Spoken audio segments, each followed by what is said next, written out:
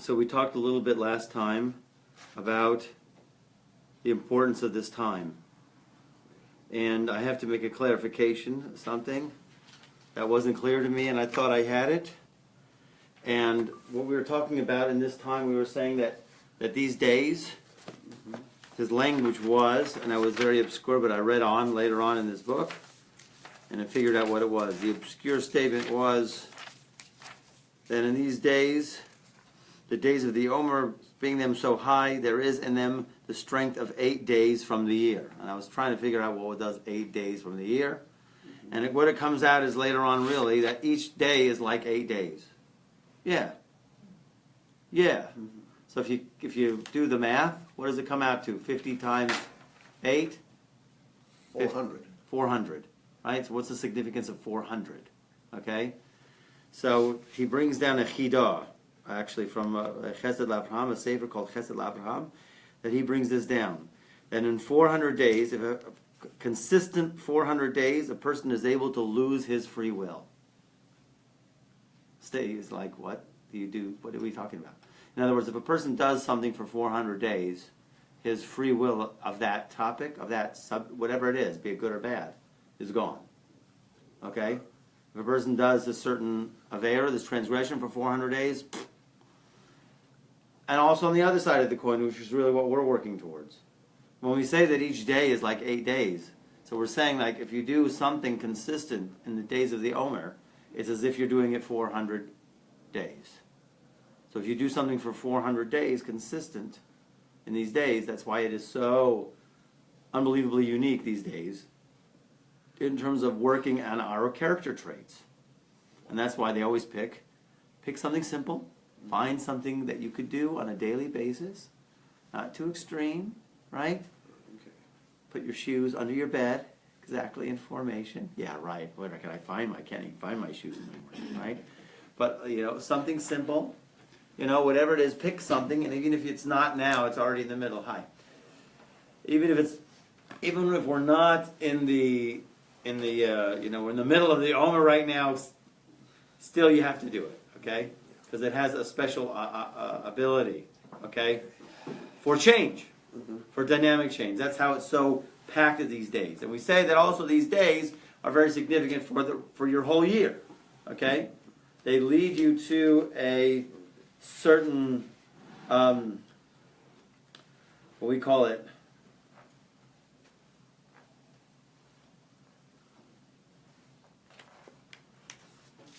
B'yamei ha'omer, in the days of the Omer, on these days, it's possible to grasp a complete gate, and that it's going to affect the entire year.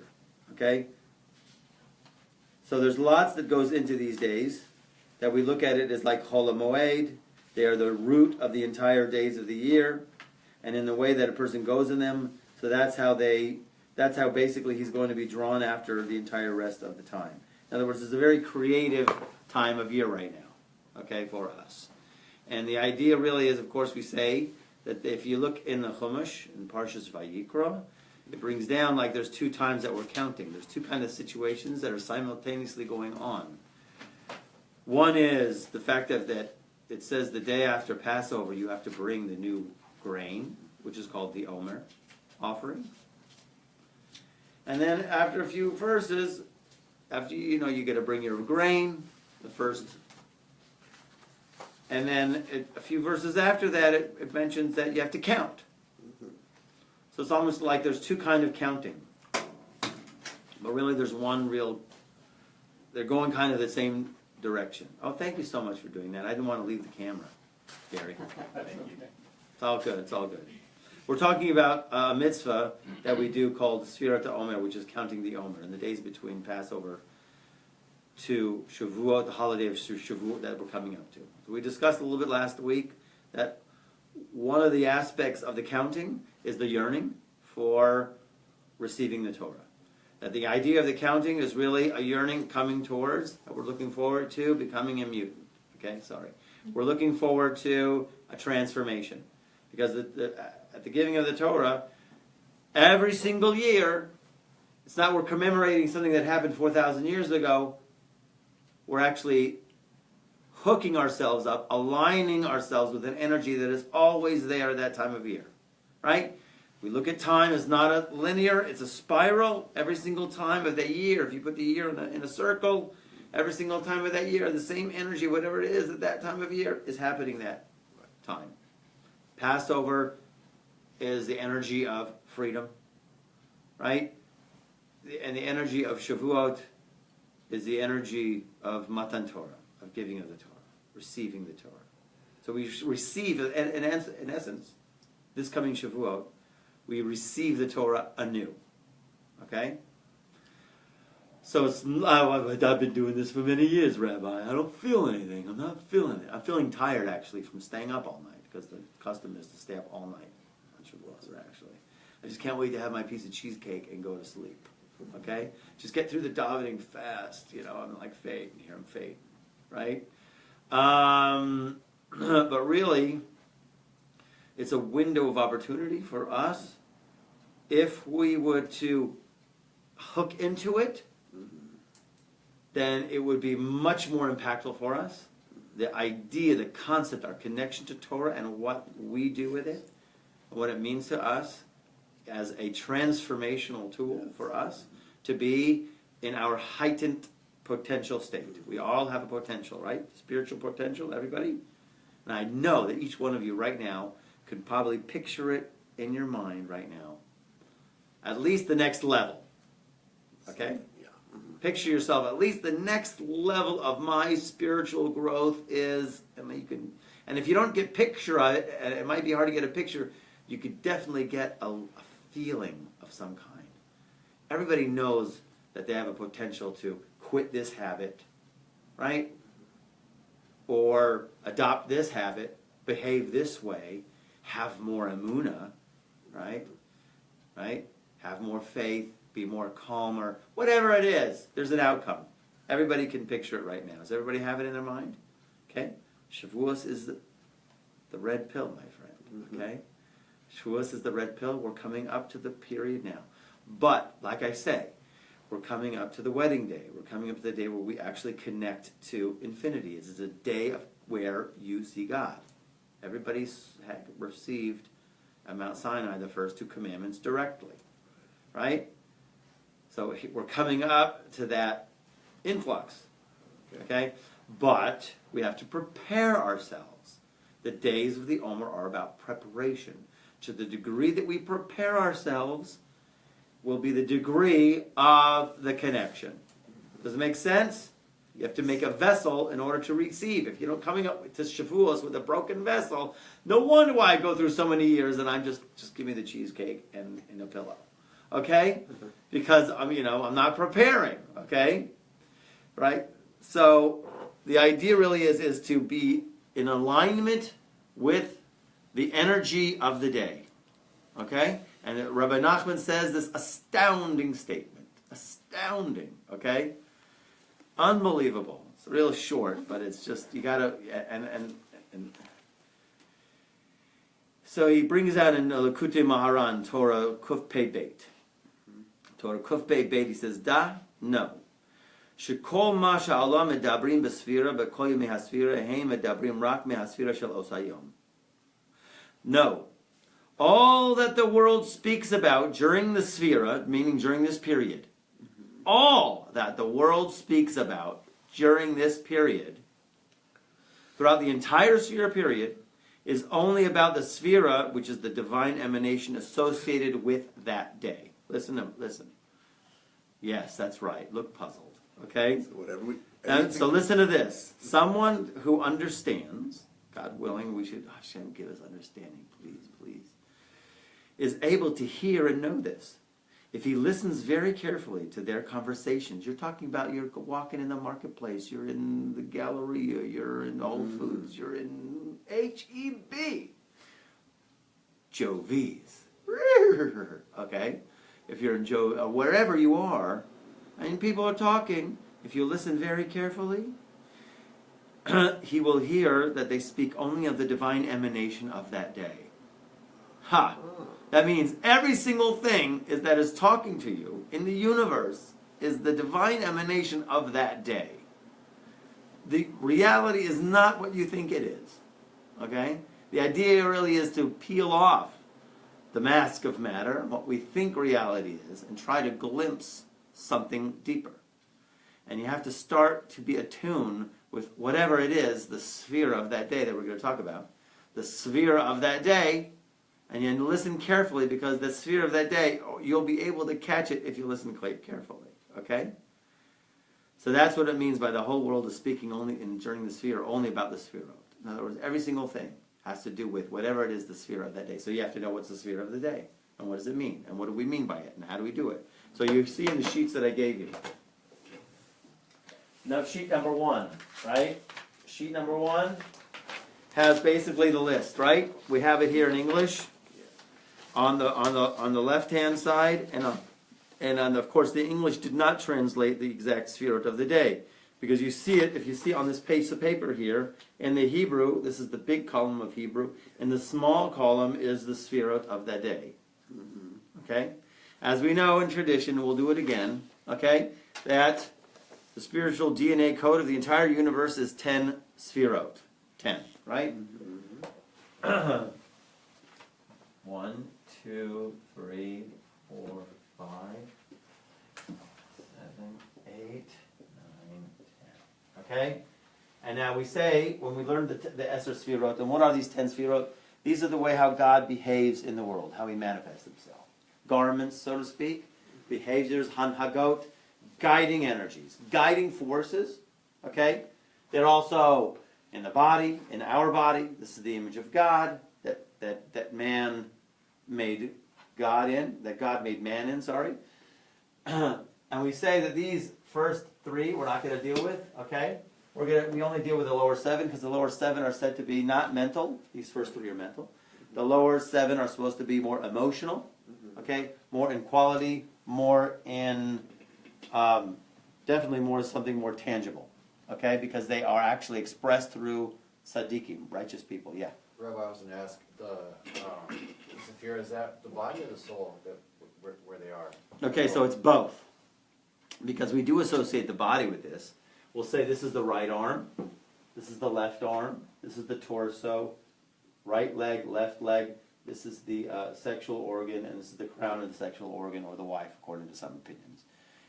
It's in the spirit, it's in everything. Every single thing in creation hooks up with one of these 10. It's our lifetime work to go ahead and be able to automatically know what thing that we're dealing with in a conversation, or even, whatever you're experiencing from the sphirot. If you're experiencing love, like love of a child, you're experiencing this sphira number, what we'll call it 1 for us right now, because we're dealing with the lower 7, okay? There are also 7 righteous people who embodied these 7 lower qualities, okay? Abraham, Isaac, right? Jacob, Moshe, Aaron, Yosef, and David, okay? And they also exist in how God behaves. He's kind, sometimes disciplined. Sometimes there's glory, right? Let's write it down so you're not lost. Kindness, right? We call this power. We'll call this beauty or glory. We call this dominance, empathy, or splendor. This is called foundation, and this is called malchut, or kingship. Okay? So, we said each one of these 7 have a sub 7, actually have a sub 10 really inside of each one. But we're not focusing on these. We're only focusing on these. Okay? Each one has a sub 7. Okay? And so on. So then if we count from day 1, and we start up here, day 1 it has a name. Because we know that this is called kindness. We know this is that sphere called kindness. So we call it day 1. You'll see it. Kindness of kindness. What do I have it here? They don't translate it. but it's called Chesed Shebechesed. Okay? Chesed Shebechesed, and then it goes down. Week 1, all is in the energy of kindness. So when a person does this, he has to focus actually, even in general, on the week in terms of the week's energy. That the week's energy is kindness. And it was. It's an amazing week, the first week of Passover. How we went out, right? And it culminated with the parting of the Red Sea. It was a fantastic expression of God's kindness. After that, we traveled on, and it was Gevurah week. We came upon a well which was bitter waters, right? But in terms of the energy now that we're working on, right? That's week 2. Week 3 is going to be glory. Week 4 is dominance. Week 5, week 6, and week 7. And if you're counting 7 of these 7 times is 49. That's where we get it. Yeah. So this is where we get the number from of 49 days between Passover to Shavuot. Okay? And each day has a name. Each day has a quality. Each day has a quality that we have to be aware of, how God manifests. And then we also do an action and we emanate or emulate that. Okay? So to the degree that we are aware of it, if you're not aware of it, okay, so then it flies by. And then Shavuos, you just want the cheesecake and the pillow. Okay? But if we can actually manifest it and hook in to the energy of the day, so then what we're allowing a greater potential, a bit greater building of a vessel within us to receive greater light. Okay? So now, today's day, we have to do it today, actually. We're good. Today's day, actually tonight, I'm going to do tonight. Okay? Just to give it a little bit of a taste, of a flavor. So I have my book here, okay? So there's different relationships and there's different ways we can manifest it. Just to talk about tonight, and then we're going to get to why we say the prayers we say after. Okay? Rabbi, Yeah. Omer says he can't see all the drawings on the board. Apparently. Sorry, Tomer. How's that? He can read them like that? Okay, fine. Who, you want me to adjust the camera? How's that? How's that? How's that? So let me know. Okay, fine. Good. Take a picture, Tomer. Okay, fine. All right. So we're going to be on day 19 was today. Tonight, which I'm not going to mention, is the next day after 19, because we're not allowed to say the day, because if I say the day, then maybe I counted the day, even though it's not really, it's not, it is past Shkia. So I don't want to take a chance. But today's day, the name of the day is called Yesod Shiva Tiferet. So if you look down, you'll scan down to number 20 on the line. Right. You'll see on the far column there, Yesod Shiva Tiferet. It's in Hebrew. Okay? Each day has its energy. Each day has its sphera. Each day has a thing that you hook into. Okay? So he says, first of all, you have to understand what is this midah, this quality. Okay? It's Yaakov Avinu, yes. It's God's glory. And it's the balancing of God's glory. So the saying goes, beauty is only skin deep. In truth, how deep does it need to be? Superficial beauty is here today and gone tomorrow. God's beauty is forever. The story is told that toward the end of World War II, an American soldier's platoon liberated one of the Nazi death camps. The camp was filled with hundreds of half-starved children. The American soldiers quickly set up a huge pot of soup and fed the kids, and the children lined up behind it, eager to get their share of the precious food. This particular soldier made eye contact with one boy at the end of the line, who was waiting patiently for his soup. The American approached the boy, and since he couldn't speak the boy's native language, he communicated by offering the boy a warm hug. After they finished hugging, the soldier looked up and noticed that the children who were previously lined up for the soup had postponed their chance to eat and instead formed a line behind the soldier to receive hugs and love. In other words, they also wanted hugs. Okay? So what? So we foundation within harmony. This is an expression of foundation because that's what this is. Within this. Okay? Within. This is also called harmony because what does it do? It brings these two forces together into one. It brings discipline, restraint, should be like a better word is power than power is restraint. And kindness, okay, together, okay? So there's three action points that he brings down, Rabbi Haber, in this book. Actually, he gets it a lot from this sefer that I'm reading in Hebrew. But just to, be a little bit more clear, there's three relationships that we have, and there's three action points that you can do in that day. There's our relationship between us and God. There's our relationship between man to man, and there's a relationship between us to ourselves. There's three action points that you can express this quality, okay? So here we're going to get a flavor of it, okay?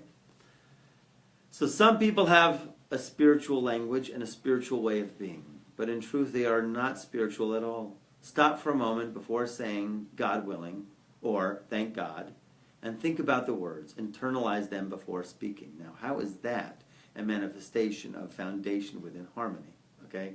I mean, that's what I'm asking as I read this, okay? The idea really is, it seems to be, we look at the phrases of God willing or thank God, right? They're foundation statements, people that we say is part of us, right? We say thank God or God willing. So in order to make it connect in the right place, to be balanced, he's advising us right now, before you say it, stop. Stop and just think about the words and try to really say it with a deeper feeling, and a deeper meaning instead of out of habit. So foundation within harmony would be more harmonious with yourself when you say phrases such as that in terms of your relationship between man and God. Foundational phrases. With others, be especially careful to avoid saying things that are untrue. Ensure that people can always trust you and that your word has currency. This is interesting, because when you think of yesod, really, it really represents a mouth. Okay? We even look at it as in our head. Our head has 7 holes to it. Right? 2 ears, 2 eyes, 2 nose, and 1 mouth. Okay? Some people say that the mouth is the thing that comes out, right? Things come out of our mouth, right? Yes. Hopefully good things, right? Yes. It is considered to be, after you have all of the upper sefirot, you have this lower sefirot. Some people call it malchut, okay? But it's the thing of an expression.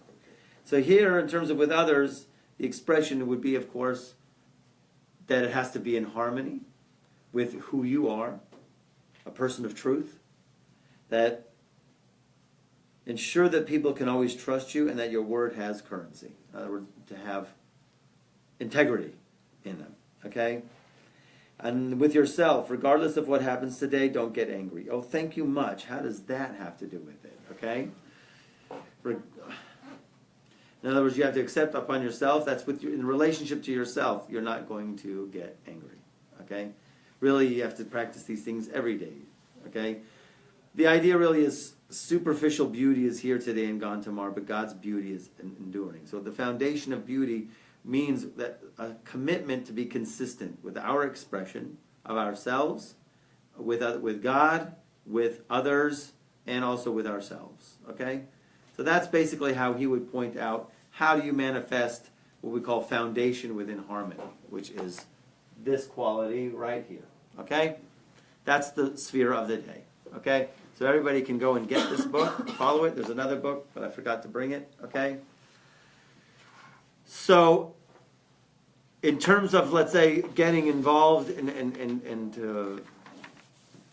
the sphere of the day, just to have something in mind, because the idea really is that we have to fix our midot. We have to work on our character traits. Because these days, like I say, each day is like 8 days, and then 8 days times 50, right, is 400 days, right? So it makes a very solid potential for lasting change, okay? So he says here, the Ari, to quote the Ari, okay?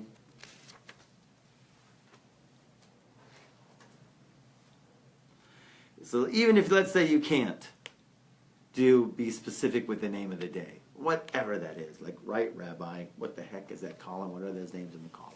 Right?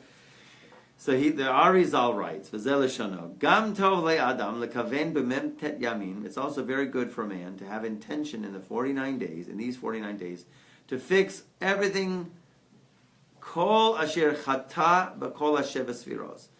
Anything that he sinned in any of the 7 sfirot. In other words, there's a general intention that we have to have in mind, to matahir ourselves, to cleanse ourselves, that whatever it was, you're saying a bracha, you're counting the day, you're going to still have in mind to fix whatever that I might have sinned in those 7 character traits.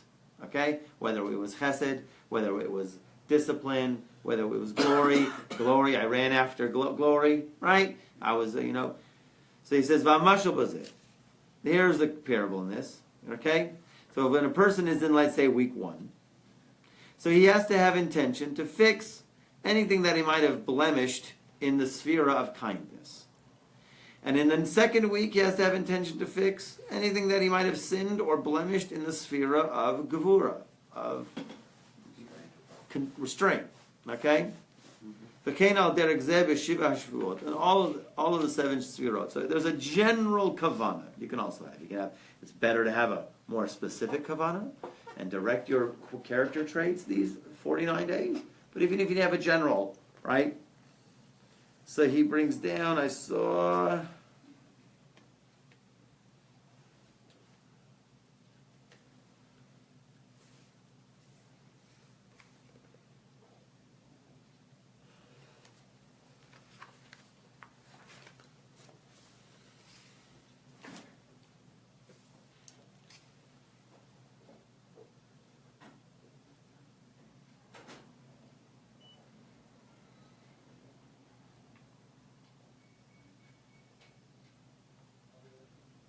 Okay, he brings down from the Gemara.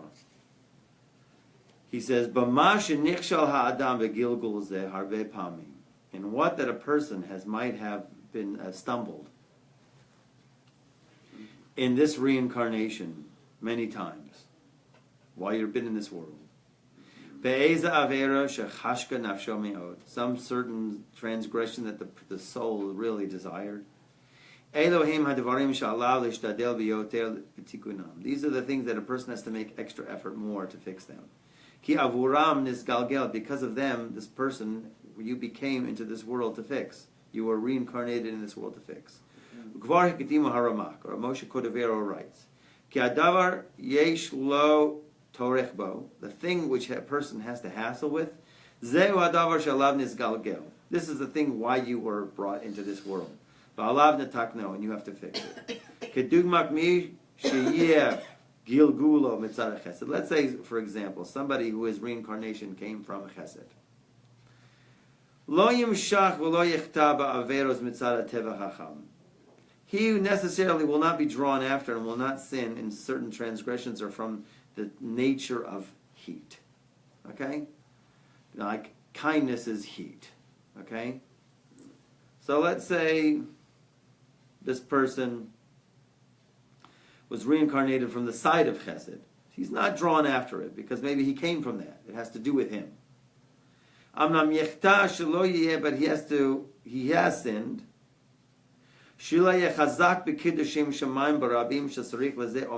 But maybe what happens is he has another weakness on the other side.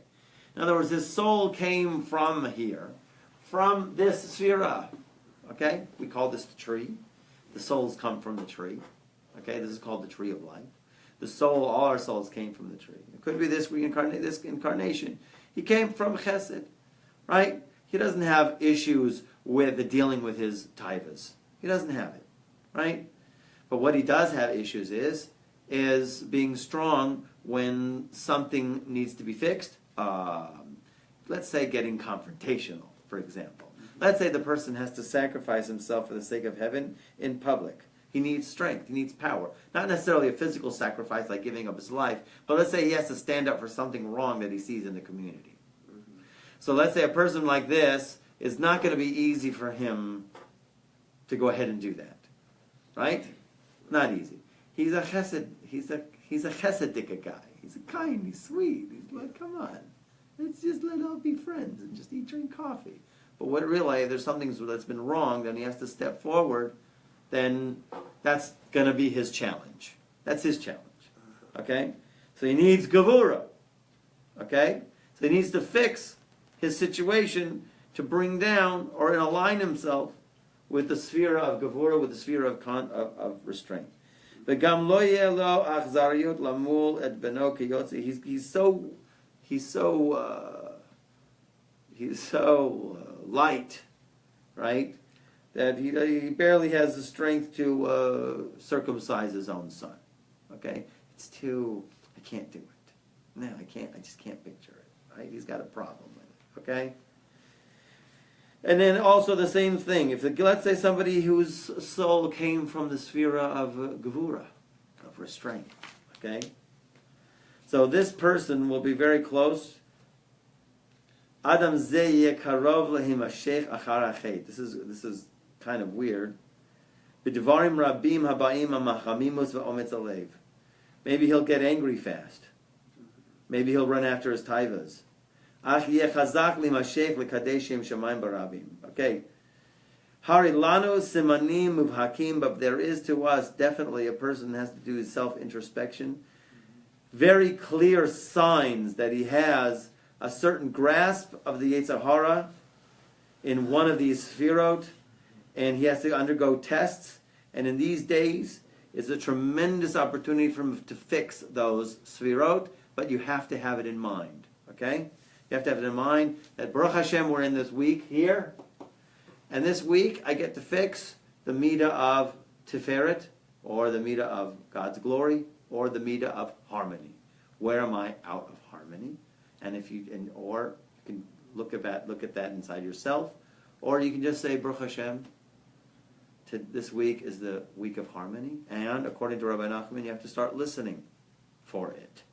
Listen to where you can, people speaking on the street or wherever you are, to where somebody will discuss the quality of this week.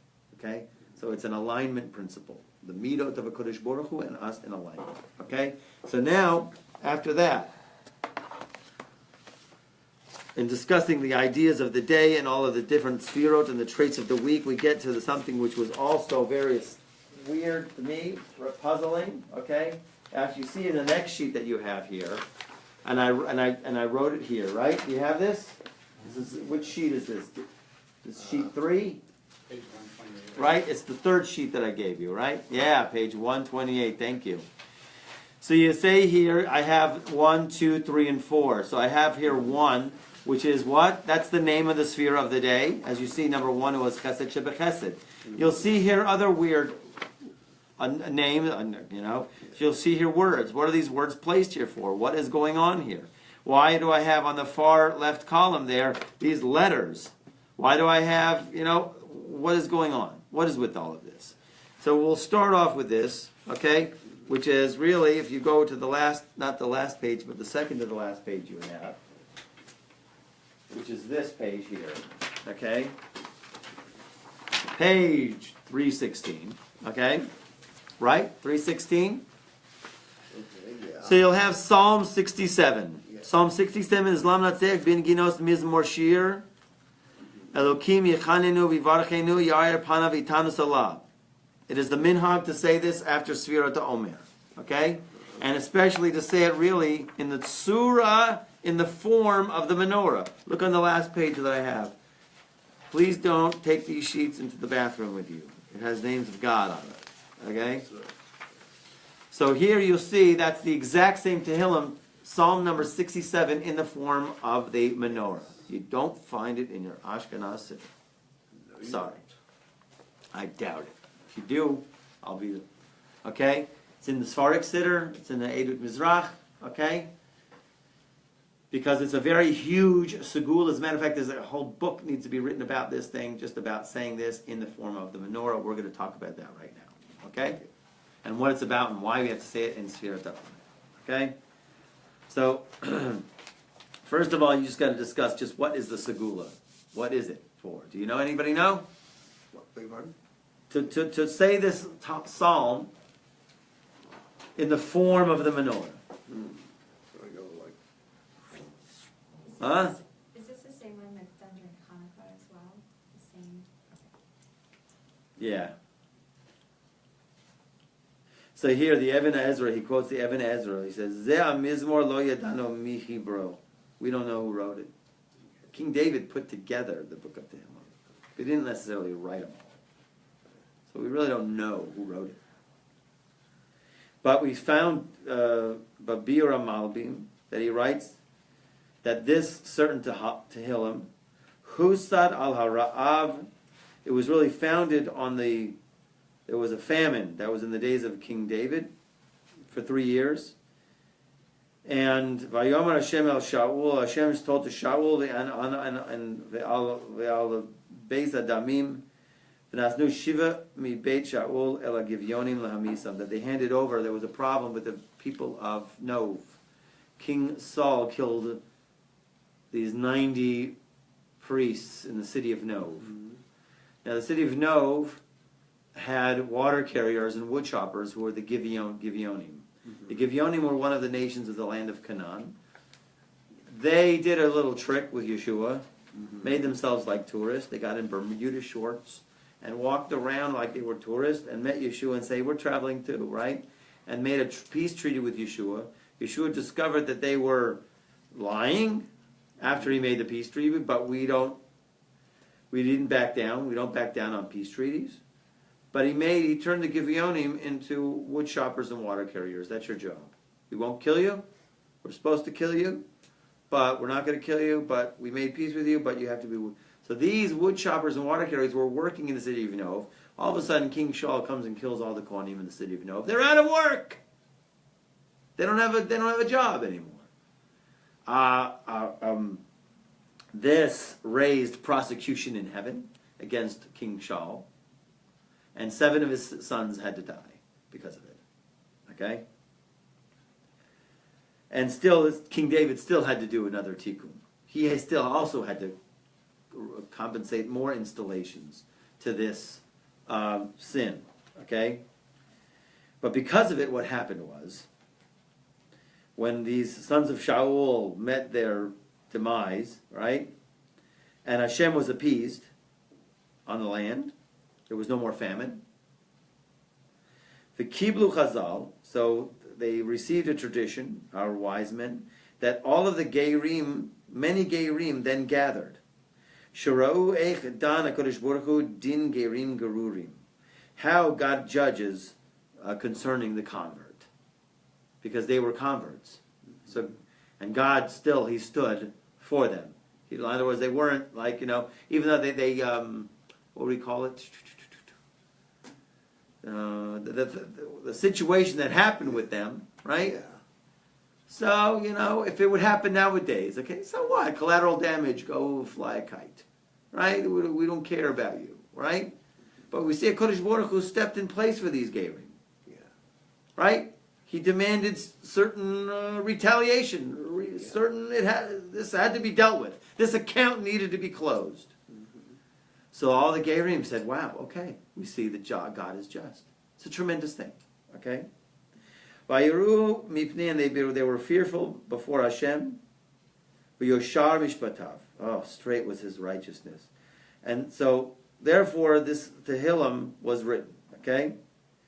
On the Kibbutz, okay, so another opinion was that this Mizmor was said concerning the returning of exiles to Jerusalem.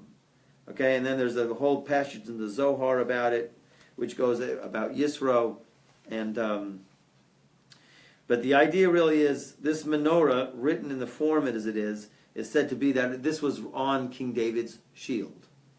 It wasn't the Star of David. This Tehillim was on King David's shield. Okay.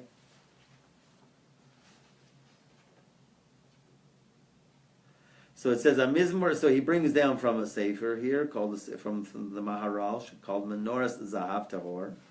So he says that this mizmor with the menorah written in the form of the menorah, right? It hints to many great things, and there is many segulot rabot. Segulot are special properties. It has special an ability to bring certain things. Okay? As we said, I just told you, was on King David's shield when he would go out to war. And he would beat them. And they would fall before him. There's much to be discussed about this. Like he said, there's a whole book that needs to be written just about this. Amru Chachamim Balei Kabbalah. So the Chachamim say, the masters of Kabbalah say, Kol mi shiir ezeh hamizmor.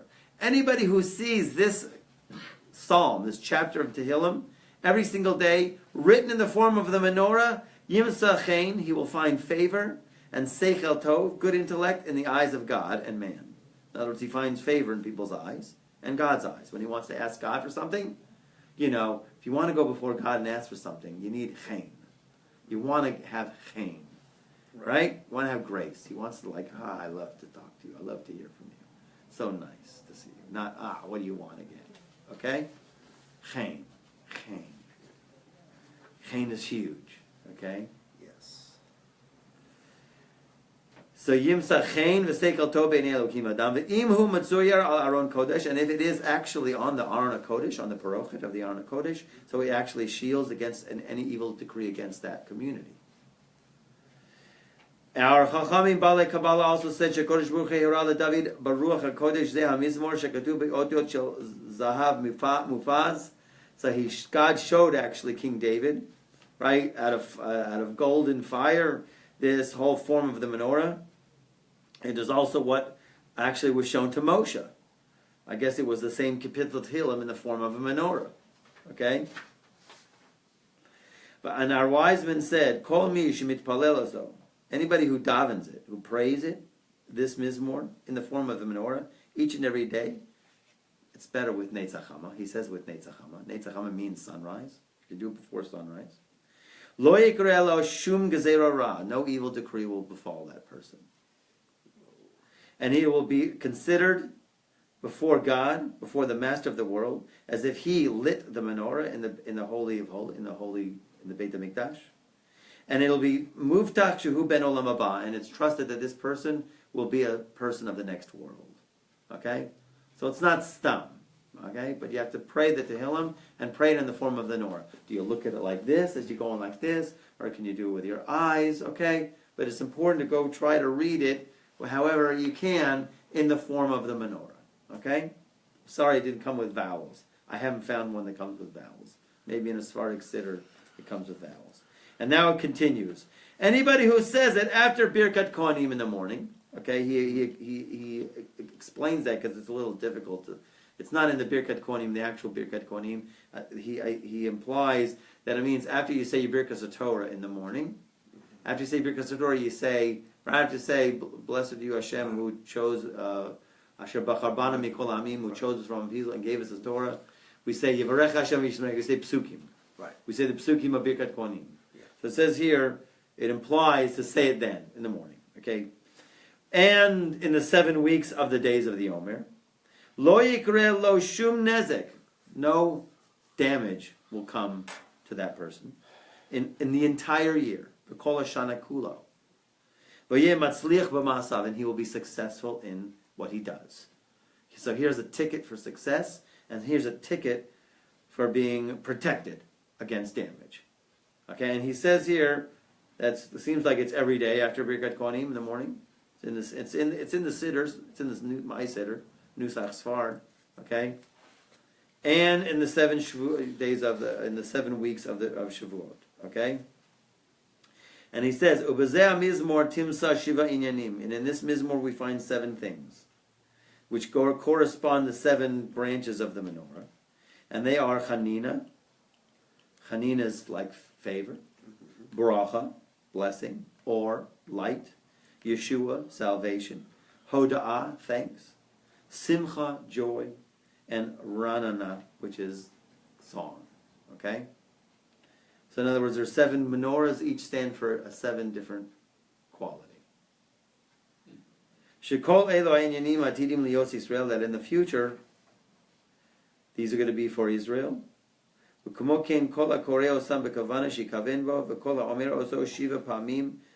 it just happens to say, which I never saw it, but it says anybody who's going in the way, and let's say you're traveling, and you say this Tehillim 7 times, okay? Yelech l'shalom u'latzlacha. A person will go in peace and have success. Okay? So in other words, it is a great segula for this thing, for success and for protection. King David will go out to war in it. By the way, King David, and the attitude is, it's a heavy attitude. Okay? He would go out to war. Before he got to war, he's already, if you look at the Tehillim, if you look at the words to it, which maybe we'll get to, maybe not this week, but we're going to get to explaining each one of it, is a tremendous power, and it has to do with the people of the world acknowledging God. Here he's going out to war fighting against the enemy, but he's singing a song that everybody's going to praise you. The entire world is going to praise you. Okay? So it's a tremendous Kiddush Hashem. Okay? So, to cut to the chase here a little bit, okay? So the idea really is there's many, the Arizal brings down, okay? He was very makpid to say this after Sfirat Omer, while standing, and person has to have intention each and every day from the 49 days in this tikkun, after the 49 tikkunim that there is in this mizmor. If you count the words of this Kapitel Tehillim, there's 49 words in it. And that's what you have in your column number, do I have it here? Column number 2. Yes. Okay? If you look at column number 2, Elokim Yechanenu Vivarchenu Yair Pano Vitanu Salal Adad Bars Darkecha. So each and every day you have to say it. As a matter of fact, you should say it when you're saying it, Halavai. Say that word of that day when you're saying this certain psalm. Say it out loud. That word, okay? To express it, that is the day. That is the word of the day. Okay? Okay, and just to go the next step here a little bit, okay? If you look at the middle pillar, okay, if you see here on this page here, right, you'll see this is one verse, right? Yismechu, right? V'yiranenu, le'umim. If you count the letters here, 49 letters, okay? And you know something? He doesn't even really explain why, okay? Whole thing is 49. This is 49, okay? But the idea here is that is also column number. If you look at column number 4. If you look at column number 4 in the sheet, right, we're going to put it right here. Yes. Each one is the letter of the day that is in the middle pillar, okay? And you have to have that in mind also. You have to have all this stuff in mind, okay? The Breslov would take 15 minutes to say Sfirat Omer. They say word for word, each loud, okay? Because it is a tremendous tikkun. The breath that comes out of our mouth brings down unbelievable shefa and abundance, okay? It fixes all of the powers that are happening at this time of the year. It's setting the pace. Each day is like 8 days. It is a lot of power are in these days, and a person has to be careful, okay? Because it seems like there are tests that come. It seems like to me there's tests that come every day, but sometimes it just seems like there's more now for some reason. I don't know. Drama knocks on my door at 11:30 at night last night, okay? I didn't ask for drama to come knocking on my door at 11:30, but it comes, okay? So the idea really here is there's a lot to be said in this Tehillim in terms of the number 49. And so the idea really is, and you have to think about it, and when I think about it also brings down here, when I think about it,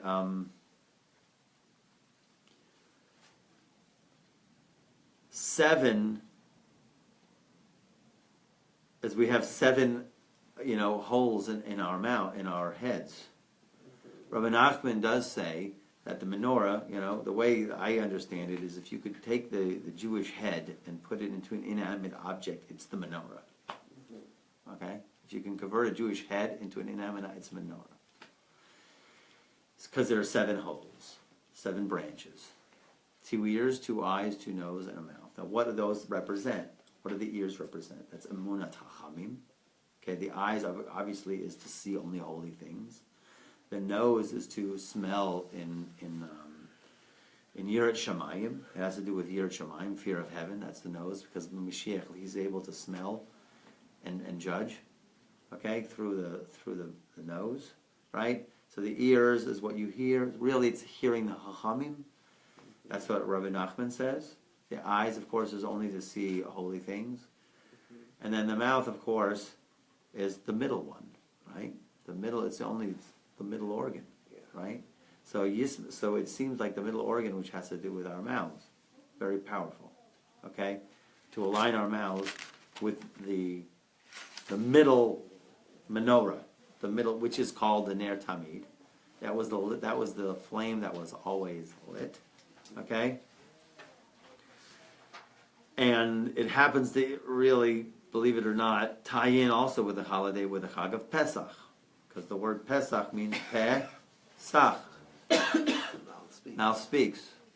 When we went to Egypt, Rabbi Masri brought it down. It was quite amazing how he mentioned yesterday that the whole idea of going down to Egypt started with Yosef speaking about his brothers. Was the whole thing. When he spoke Lashon Hara about his brothers, that caused the mouth to go into exile.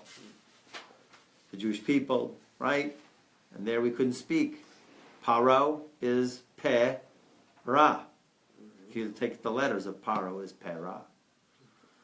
And only in Pesach was the mouth able to speak.